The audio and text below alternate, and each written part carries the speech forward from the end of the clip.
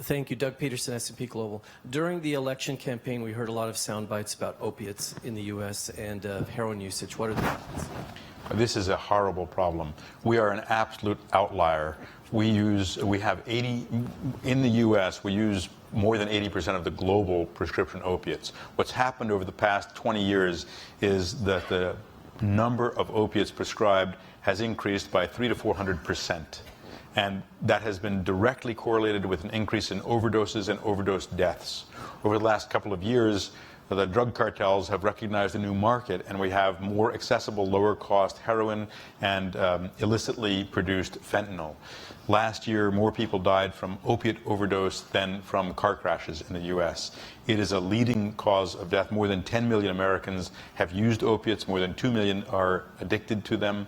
And we need to address this with a really comprehensive approach that looks at two different population groups. One are people who are currently dependent or addicted.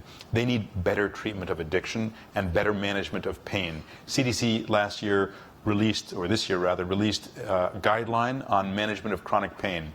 Opiates are dangerous drugs. You take just a few too many and you stop breathing. You may be addicted for life after just a few pills. So there are better ways to treat chronic pain.